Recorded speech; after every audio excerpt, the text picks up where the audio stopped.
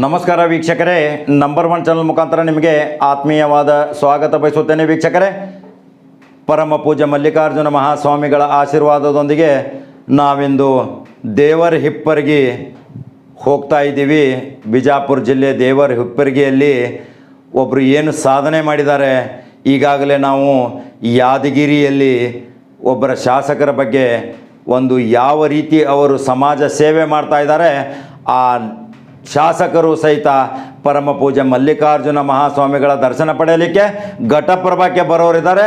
ಅದೇ ರೀತಿ ಗುರುಮಿಟ್ಗಿಲ್ ಶಾಸಕರಾದಂಥ ನಾಗನಗೌಡ ಪಾಟೀಲರು ಕಂದಕೂರು ಅವರು ಬರೋರಿದ್ದಾರೆ ಪರಮ ಪೂಜ್ಯ ಮಲ್ಲಿಕಾರ್ಜುನ ಮಹಾಸ್ವಾಮಿಗಳ ಆಶೀರ್ವಾದ ಪಡೆಯಲಿಕ್ಕೆ. ಯಾಕೆ ಮಲ್ಲಿಕಾರ್ಜುನ ಮಹಾಸ್ವಾಮಿಗಳ ಆಶೀರ್ವಾದ ಪಡೆಯಲಿಕ್ಕೆ ವಿಚಾರ ಮಾಡ್ಬೋದು ವೀಕ್ಷಕರೇ ನೀವು. ಯಾಕೆಂದರೆ ರಾಜಕೀಯ ಇತಿಹಾಸ, ಈ ಮಠದ ಪರಂಪರೆ, ಆ ಮಲ್ಲಿಕಾರ್ಜುನ ಮಹಾಸ್ವಾಮಿಗಳ ಗದ್ದುಗೆ ನೀವು ಎಲ್ಲರೂ ಒಂದು ವಿಚಾರ, ಹಿಂದಿನ ಇತಿಹಾಸ ಅಧ್ಯಯನ ಮಾಡಿದರೆ ತುಂಬ ರೋಚಕ ಅನಿಸ್ಬೋದು. ಎಂಥ ರೀತಿಯಲ್ಲಿ ಪವಾಡ ಇದೆ ಅನ್ನೋದು.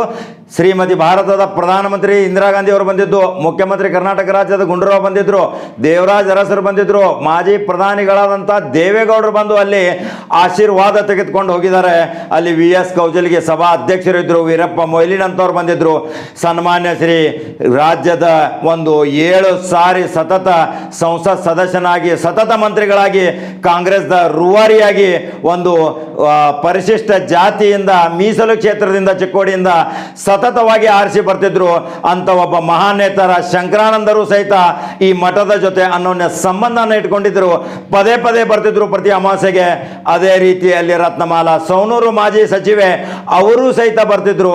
ಇಂಥ ಎಲ್ಲ ಇತಿಹಾಸದ ಪರಂಪರೆ ಉಳ್ಳ ಮಲ್ಲಿಕಾರ್ಜುನ ಮಹಾಸ್ವಾಮಿಗಳ ಗದ್ದುಗೆಯಿಂದ ಅವರಿಗೆ ವಿವರಿಸಿ ಹೇಳಿದಾಗ ಈ ಯಾದಗಿರಿ ಶಾಸಕರು, ಗೋರ್ಮೆಟ್ಗಲ್ ಶಾಸಕರು, ಇವ್ರು ಎಲ್ಲರೂ ಬಂದು ನಾವು ಆಶೀರ್ವಾದ ಪಡ್ಕೋತೇವೆ ಶ್ರೀ ಮಲ್ಲಿಕಾರ್ಜುನ ಮಹಾಸ್ವಾಮಿಗಳ.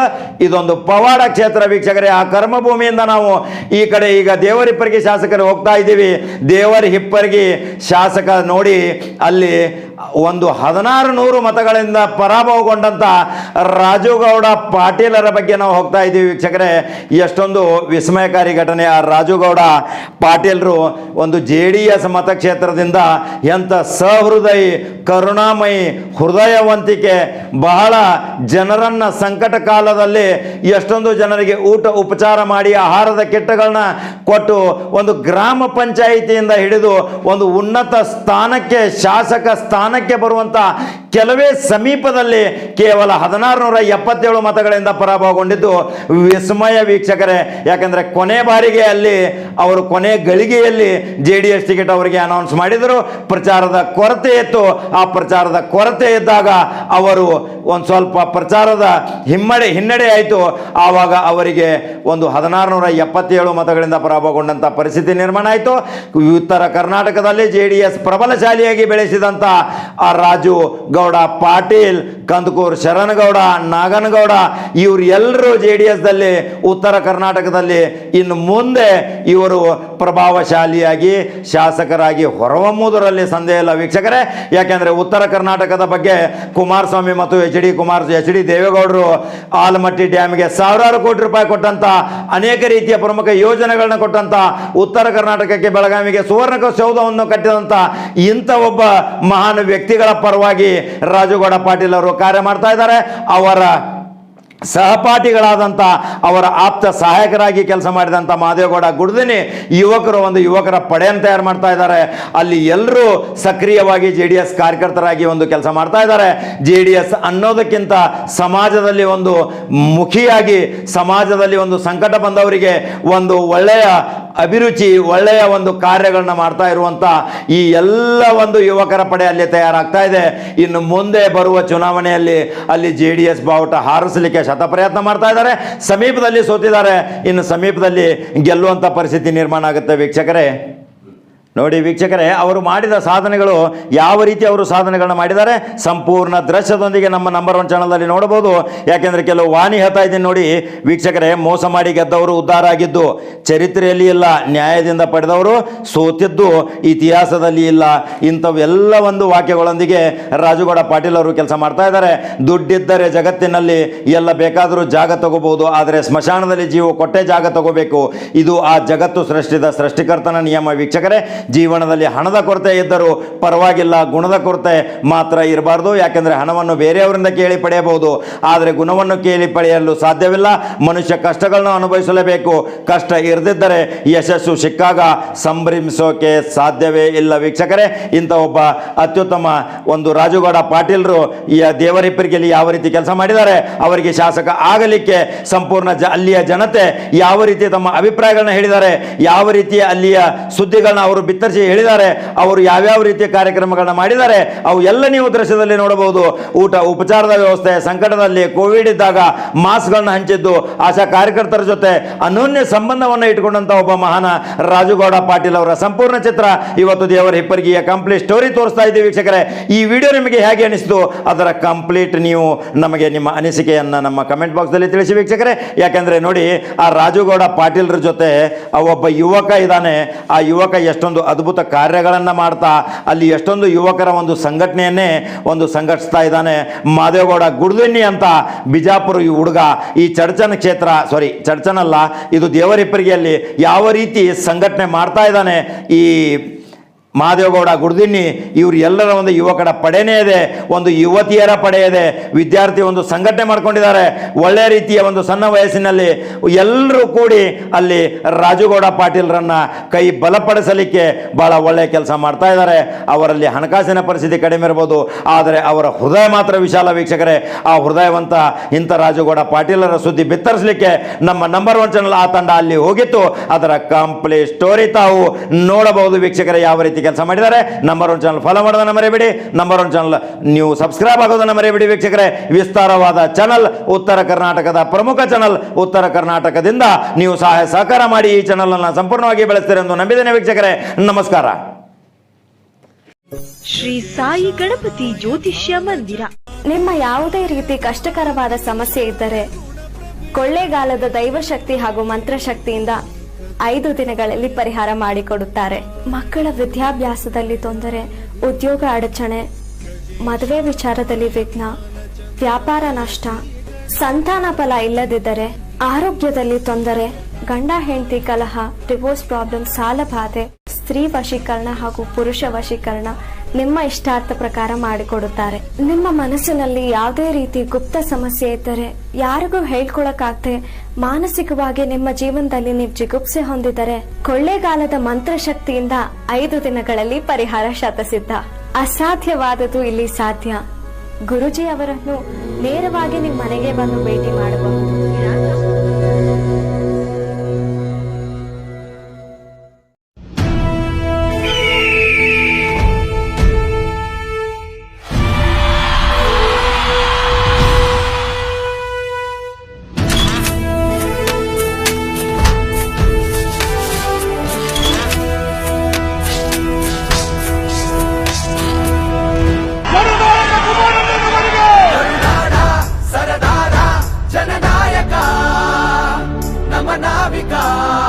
ಕುಮಾರಣ್ಣ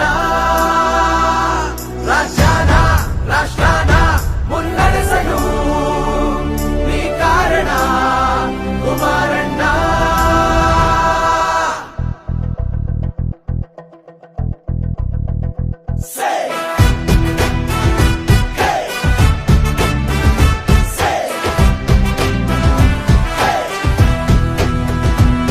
ಕಣ ಕಣದಲ್ಲೂ ಜನರ ಪ್ರೀತಿ, ಈ ನಾಡಿಗೆ ಇವರೇ ಕೀರ್ತಿ, ಇವರಿರಲು ನಮಗೆ ಇಲ್ಲ ಭೀತಿ. ಬಡವರಿಗೆ ನೀ ಶ್ರೀಕಾರ, ನಿಮ್ಮ ಹೆಸರಲ್ಲಿದೆ ಜಯಕಾರ, ಈ ನಾಡು ಹೆತ್ತ ಹೆಮ್ಮೆಯ ಕುವರ. ಗುಣದಲ್ಲಿ ಸಿರಿವಂತ, ಸೇವೆಯಲ್ಲಿ ಶ್ರೀಮಂತ, ಭರವಸೆಯ ಪ್ರತಿರೂಪ, ರೈತರಿಗೆ ದಾರಿದೀಪ. ನಿಮ್ಮೊಂದಿಗೆ ಎಂದೆಂದಿಗೂ ನಮ್ಮ ಯಾನ, ನಮ್ಮೆಲ್ಲರ ಪ್ರಾಣ ನೀವೇ ಕುಮಾರಣ್ಣ. ಜೀವಕ್ಕೆ ಜೀವ ಕೊಡುವ ಕರುನಾಡ ಸರದಾರ ಜನನಾಯಕ, ನಮ್ಮ ನಾವಿಕ ಕುಮಾರಣ್ಣ.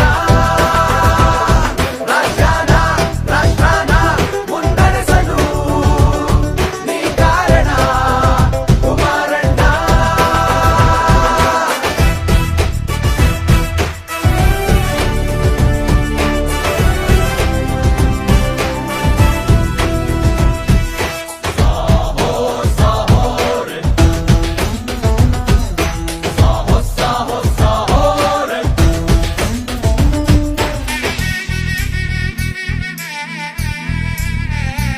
ಯಾರು ಬಂದಿಲ್ಲ ಸರ್. ದೊಡ್ಡ ದೊಡ್ಡ ಅಧಿಕಾರಿಗಳೆಲ್ಲ ಬಂದ್ಬಿಟ್ಟು ಆ ಕಡೆ ಈ ಕಡೆ ಹೋಗಿದ್ದಾರೆ ಸರ್. ಇಲ್ಲಿ ಒಬ್ರು ಬಂದಿಲ್ಲ.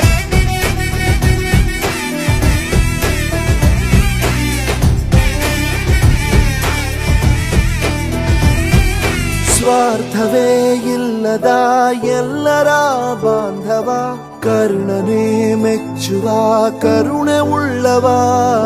ಕನ್ನಡ ಭಾಷೆಯ ಪೂಜಿಸೋ ಭಾಗವ, ಗರ್ವವೇ ಇಲ್ಲದೆ ಪ್ರೀತಿ ತೋರುವ, ಉಪಕಾರ ಮಾಡೋ ಸ್ನೇಹ ಜೀವಿಯು, ಪಣ ತೊಟ್ಟು ನಿಂತ ದೇಶ ಪ್ರೇಮಿಯು. ಕಾವೇರಿಯ ಭವದಯ ಕುಡಿಯ ನೀವು, ಈ ಮಣ್ಣಿಗೆ ದೈವವೇ ಕೊಟ್ಟ ವರವು, ನಿಮದೇ ಎಂದು ಗೆಲುವು. ಕರುನಾಡ ಸರದಾರ ಜನನಾಯಕ ನಮ್ಮ ನಾವಿಕ ಕುಮಾರಣ್ಣ. ರಾಜ್ಯಾನ ರಾಷ್ಟ್ರಾನ ಮುನ್ನಡೆಸಲು ನೀ ಕಾರಣ ಕುಮಾರಣ್ಣ. ನಾನು ಹರದನಹಳ್ಳಿ ದೇವೇಗೌಡ ಕುಮಾರಸ್ವಾಮಿ ಎಂಬ ಹೆಸರಿನ ನಾನು ಕರ್ನಾಟಕ ರಾಜ್ಯದ ಮುಖ್ಯಮಂತ್ರಿಯಾಗಿ ನನ್ನ ಕರ್ತವ್ಯಗಳನ್ನು ಶ್ರದ್ಧಾಪೂರ್ವಕವಾಗಿ ದೇವರ ಹೆಸರಿನಲ್ಲಿ ಹಾಗೂ ಕನ್ನಡ ನಾಡಿನ ಜನತೆಯ ಹೆಸರಿನಲ್ಲಿ ಪ್ರಮಾಣ ಮಾಡುತ್ತೇನೆ. ಪ್ರಾಣಿಯು ಜ್ಞಾನಿಯು ತೆನೆ ಹೊತ್ತ ಬಾಣಿಯು, ವೃದ್ಧಿಗೆ ಅಭಿವೃದ್ಧಿಗೆ ನೀ ಪ್ರಧಾನಿಯು. ನ್ಯಾಯಕ್ಕೆ ನೀತಿಗೆ ನೀವೇ ಸಾರ್ವಭೌಮರು, ತಾಯಿ ಕನ್ನಡಾಂಬೆಯ ಪ್ರೀತಿ ಪಾತ್ರರು, ಅಣು ಅಣುವಲ್ಲೂ ಅಭಿಮಾನ, ಚಿರಋಣಿ ನಾವು ನಿಮಗಣ್ಣ. ನಮ್ಮೆಲ್ಲರ ಭಾಗ್ಯವೇ ಕುಮಾರಣ್ಣ. ಕರ್ನಾಟಕ ಪಡೆದ ಮುತ್ತೆ ಈ ನನ್ನ, ಯುವಕರಿಗೆ ಆಶಾ ಕಿರಣ. ಸರದಾರ ಜನನಾಯಕ ನಮ್ಮ ನಾವಿಕ ಕುಮಾರಣ್ಣ.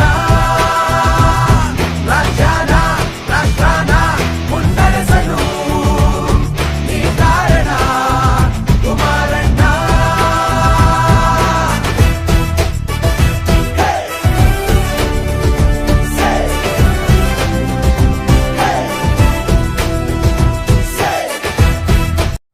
ಇನ್ನು ದೇವರಪಿ ವಿಧಾನಸಭಾ ಕ್ಷೇತ್ರದ ಬಗ್ಗೆ ಮಾತನಾಡಬೇಕಾದ್ರೆ ಶ್ರೀ ರಾಜುಗೌಡ ಪಾಟೀಲ್ ಕುದುರೆ ಸಾಲೋಡಿ ಇವರು ಗ್ರಾಮ ಪಂಚಾಯಿತಿ, ತಾಲೂಕ್ ಪಂಚಾಯಿತಿ, ಜಿಲ್ಲಾ ಪಂಚಾಯಿತಿಯಿಂದ ಹಿಡಿದು MLA ವರೆಗೂ ಕೂಡ ಇವರು ಸಾಕಷ್ಟು ಬಾರಿ ಸ್ಪರ್ಧೆ ಮಾಡಿದ್ದಾರೆ. ಜಯವೇರಿಗೂ ಕೂಡ ಬಾರಿಸಿದ್ದಾರೆ. ಮುಂದಿನ ದಿನಮಾನಗಳಲ್ಲಿ ನಮ್ಮ ದೇವರಪಿ ಮತಕ್ಷೇತ್ರದಲ್ಲಿ ಯಾರಾದರೂ ಗೆಲ್ಲುವ ಕುದುರೆ ಅಂತಿದ್ರೆ ಅದು ಶ್ರೀ ರಾಜುಗೌಡ ಪಾಟೀಲರು ಮಾತ್ರ. 2018ರ ಚುನಾವಣೆಯಲ್ಲಿ ಜಾತ್ಯತೀತ ಜನತಾದಳದ ಪಕ್ಷದಿಂದ ಸ್ಪರ್ಧಿಸಿದ್ದ ಶ್ರೀ ರಾಜುಗೌಡ ಪಾಟೀಲರು ಅಲ್ಪ ಮತಗಳಿಂದ ಪರಾಜಿತಗೊಂಡರೂ ಕ್ಷೇತ್ರ ಜನರ ಕೈ ಇವರು ಬಿಟ್ಟಿಲ್ಲ ಮತ್ತು ಇವರ ಕೈಯನ್ನು ಕ್ಷೇತ್ರ ಜನ ಯಾವತ್ತೂ ಬಿಡುವುದಿಲ್ಲ. ರಾಜುಗೌಡ ಪಾಟೀಲ್ ಅವರು ಅಭಿಮಾನಿ ಬಳಗ. ನನ್ನ ಹೆಸರು ದೇವಪ್ಪ ಸೋಮಪ್ಪ ದೊಡ್ಡಮನೆ ಅಂತೇಳಿ. ನನ್ನ ರಾಜುಗೌಡರ ಕಟ್ಟ ಅಭಿಮಾನಿ. ಯಾವ ಪಕ್ಷದಿಂದ ಬಂದಿದ್ದಾರೋ ರಾಜುಗೌಡರು ಗೊತ್ತಿಲ್ಲ, ಆದರೆ ರಾಜುಗೌಡರ ಅಪ್ಪಟ್ಟ ಅಭಿಮಾನಿ ನಾನು. ನಾನೇನೆಂದರೆ ರಾಜುಗೌಡರ ಪಕ್ಷದ ಅಭಿಮಾನಿ ನಾನು. ಹಾಗೆ ದೇವೇಗೌಡರು ಪ್ರಧಾನಿಂತ್ರ ಹಿಡಿದು ದೇವೇಗೌಡರ ಮುಖ್ಯಮಂತ್ರಿ ಹಿಡಿದು ಕುಮಾರಸ್ವಾಮಿ ಮುಖ್ಯಮಂತ್ರಿ ಹಿಡಿದು ಅವರ ಅಭಿಮಾನಿ ನಾನು. ಹಾಗೆ ನಮ್ಮ ಉತ್ತರ ಕರ್ನಾಟಕದಲ್ಲಿ ರಾಜುಗೌಡರ ಪ್ರಬಲ್ಯ ಆದಂಥ ದೊಡ್ಡ ಶಕ್ತಿಯಾದಂಥ ದೀನ ದಲಿತರು ಮತ್ತು ಅಲ್ಪಸಂಖ್ಯಾತರ ಹಿಂದುಳಿದ ವರ್ಗದ ಅವು ಶ್ರಮಪಟ್ಟು ದುಡಿತಾ ಇರ್ತಾರೆ. ಹಾಗೆ ಅವರಿಗೆ ನಾವು ಯಾಕೆಂದರೆ ನಮ್ಮ ಭಾಗದ ದೇವರಪಿ ಮತಕ್ಷೇತ್ರದ MLA ಆಗ್ಬೇಕು ದೊಡ್ಡ ಕನಸಿದೆ. ಯಾಕೆಂದರೆ ನಮ್ಗೆ ಸ್ವಲ್ಪದಲ್ಲಿ ಮಿಸ್ ಆಗಿದೆ.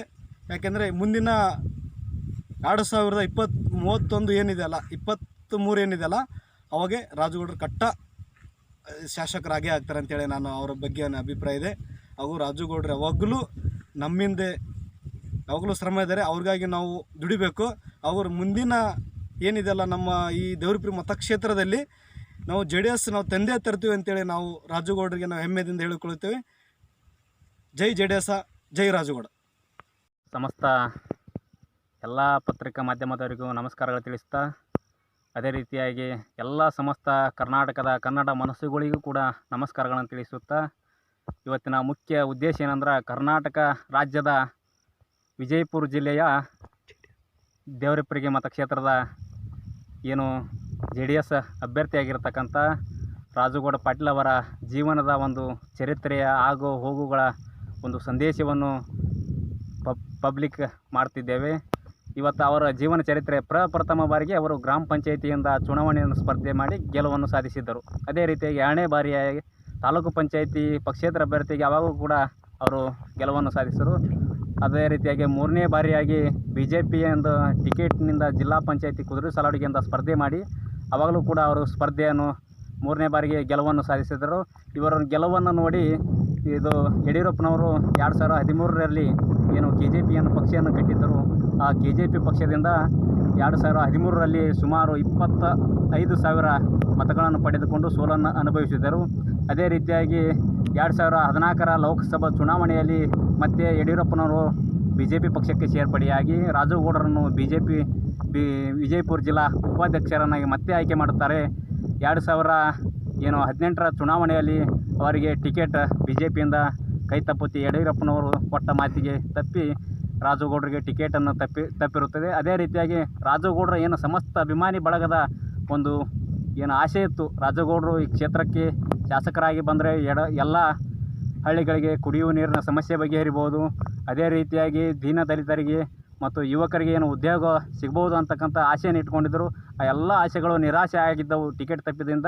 ಎಲ್ಲ ಯುವಕರು ಒಂದು ಸಭೆಯನ್ನು ಕರೆದು ದೇವರಿಪ್ಪರಿಗೆ ಮತಕ್ಷೇತ್ರ ಯುವಕರಾಗಿರ್ಬೋದು ಮತ್ತು ಹಿರಿಯರಾಗಿರ್ಬೋದು, ಆಮೇಲೆ ಎಲ್ಲ ಕ್ಷೇತ್ರದ ಸಂಘಟನೆಕಾರರಾಗಿರ್ಬೋದು ಒಂದು ನಿರ್ಧಾರವನ್ನು ತೆಗೆದುಕೊಂಡು, ರಾಜುಗೌಡ್ರೆ ನೀವು ಕ್ಷೇತ್ರದಿಂದ ಯಾವುದಾದ್ರೂ ಪಕ್ಷಕ್ಕೆ ಇವತ್ತು BJPಯಿಂದ ಟಿಕೆಟ್ ತಪ್ಪಿರ್ಬೋದು, ಯಾವುದಾ ಕ್ಷೇತ್ರದಿಂದ ನಿಮಗೆ ಒಂದು ಟಿಕೆಟನ್ನು ಕೊಟ್ಟರೆ ಆ ಪಕ್ಷಕ್ಕೆ ನೀವು ಟಿಕೆಟ್ ತೆಗೆದುಕೊಂಡು ಬರ್ರಿ, ನಾವೆಲ್ಲರೂ ನಿಮ್ಮ ಬೆನ್ನೆಲುಬಾಗಿ ನಿಂತು ನಿಮಗೆ ನಾವನ್ನು ಹಾರಿಸಿ ತರ್ತಕ್ಕಂಥ ಕೆಲಸವನ್ನು ಮಾಡ್ತೀವಿ ಅಂತೇಳಿ ರಾಜುಗೌಡರಿಗೆ ಒಂದು ಹುರಿದುಂಬಿಸಿ ರಾಜುಗೌಡರಿಗೆ ಒಂದು JDS ಪಕ್ಷದಿಂದ ಟಿಕೆಟ್ ಕೊಡಿಸುವಂಥ ಪ್ರಯತ್ನವನ್ನು ಮಾಡಿದ್ದರು. ಆ ನಿಟ್ಟಿನಲ್ಲಿ JDS ಪಕ್ಷದಿಂದ ಕೇವಲ ವಿಧಾನಸಭೆಗೆ ಪ್ರವೇಶ ಮಾಡಬೇಕಾದ್ರೆ 15 ದಿನಗಳಲ್ಲಿ ಹೋರಾಟವನ್ನು ಮಾಡಿ ಏನು ರಾಜುಗೌಡರು 45,000 ಮತಗಳನ್ನು ಪಡೆದುಕೊಂಡರು. ಈ ನಾವೇ 45,000 ಮತಗಳನ್ನು ಪಡೆದುಕೊಂಡು ಸ್ವಲ್ಪ ಒಂದು 100 ಅಥವಾ 200 ಮತಗಳಿಂದ ಏನು ಪರಾಭವಗೊಂಡು ಸೋಲನ್ನು ಅನುಭವಿಸಿದ್ದಾರೆ. ಈ ಬಾರಿ ಏನು ಮುಂದಿನ ದಿನಮಾನಗಳಲ್ಲಿ 2023ರಲ್ಲಿ ಅವರಿಗೇನಾದರೂ JDSನಿಂದ ಏನು ಮತ್ತೆ ಅಭ್ಯರ್ಥಿಯಾದರೆ ಈ ಕ್ಷೇತ್ರದ ಜನರ ಮನಸ್ಸಲ್ಲಿ ಅವರೇ ಕ್ಷೇತ್ರದ ಶಾಸಕರಾಗಿ ಈಗೇನು ಮನದಲ್ಲಿ ಏನು ದೇವರಿಪ್ಪರಿಗೆ ಮತಕ್ಷೇತ್ರದ ಶಾಸಕರಾಗಿರ್ಬೋದು, ಬೇರೆ ಯಾರೋ ಒಬ್ಬರು ಆಗಿದ್ದಾರೆ, ಅವ್ರ ಹೆಸರನ್ನು ಹೇಳಕ್ಕೆ ನಾವು ಇಚ್ಛೆ ಪಡೋದಿಲ್ಲ. ಇವತ್ತು ದೇವರಿಪ್ಪರಿಗೆ ಮತಕ್ಷೇತ್ರದಾಗ ಏನು ಜನರ ಮನಸ್ಸಲ್ಲಿ ಯಾರು ಅದಾರಪ್ಪ ಅಂದ್ರೆ ದೇವರಿಪ್ಪರಿ ಶಾಸಕರು ಯಾರಾದರೂ ಇದ್ರೆ ಅವ್ರು ರಾಜುಗೌಡ್ರು ಅಂತ. ಈಗಲಾದರೂ ಎಲ್ಲರೂ ಸಣ್ಣ ಹುಡುಗನ ಕೇಳ್ಬೋದು, ದೇವರಿಪ್ಪರಿಗೆ ಕ್ಷೇತ್ರಕ್ಕೆ ಯಾರು ಶಾಸಕರು ಅದಾರಪ್ಪ, ರಾಜುಗೌಡ್ರು ಅದಾರಪ್ಪ ಅಂತೇಳಿ ಈಗಲೂ ಎಲ್ಲರೂ ಮನಸ್ಸಿನಾಗ ಅದಾರ.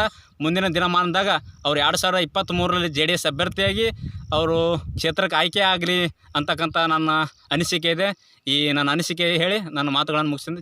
ಜೈ ಕರ್ನಾಟಕ. ನಮಸ್ಕಾರಗಳು ಬಂಧುಗಳೇ, ನಾನು ನಿಮ್ಮ ಬೇಲಿಂಗ ಚಗ್ನು, ರಾಜುಗೌಡರ ಅಪ್ಪಟ ಅಭಿಮಾನಿ. ರಾಜುಗೌಡರ ಬಗ್ಗೆ ಒಂದೆರಡು ಮಾತುಗಳನ್ನು ಹೇಳಲು ಇಷ್ಟಪಡುತ್ತೇನೆ.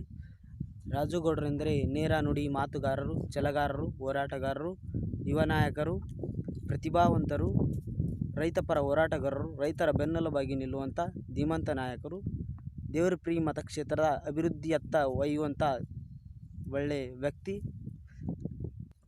ಯುವ ನಾಯಕರಿಗೆ ಯುವ ಸ್ಫೂರ್ತಿದಾಯಕರಾಗಿ, ಯುವ ಪ್ರತಿಭೆಗಳಿಗೆ ಸ್ಫೂರ್ತಿದಾಯಕವಾಗಿ ನಿಲ್ಲುವಂಥ ಜನನಾಯಕರು, ಒಳ್ಳೆ ಯುವ ನಾಯಕರು, ಪಕ್ಷಭೇದ ಭಾವವಿಲ್ಲದೆ ಜಾತಿ ಮತ ಯಾವುದೂ ಇಲ್ಲದೆ ಒಳ್ಳೆಯ ವ್ಯಕ್ತಿತ್ವ, ನಿಷ್ಠುರ ಮನಸ್ಸಿನ ವ್ಯಕ್ತಿ ರಾಜುಗೌಡರು, ನಮ್ಮ ಪ್ರೀತಿಯ ರಾಜುಗೌಡರು.